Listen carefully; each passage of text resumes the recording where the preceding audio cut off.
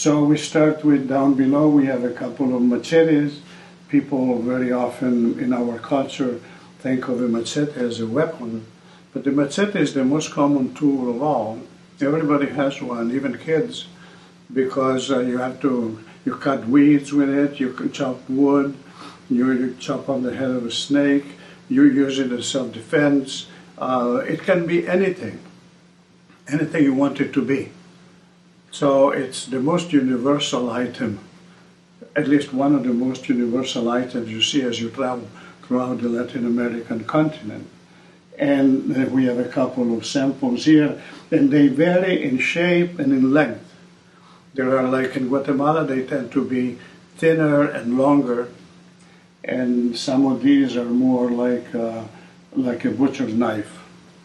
So it varies from place to place, but the description is always the same. Then we also have on the side 2 pieces of petrified wood to remind us of the ancient cultures that we find there and how and what it was even before civilization as we know it, even the ancient kingdom were there, the core of the continent. And behind it all, there is a basket, which is just one of the many ways that they show how industrious they are in producing their own tools, their own instruments, basket, in weaving especially. Here in the museum, we also have several examples of dresses and tablecloth and other things, and types of sculpture and hats and other things that they wear that are quite colorful and nice to see. In front of the basket, we have a very peculiar statue, which is recognizable as Our Lady of Guadalupe, the patron of Latin America, especially in Mexico.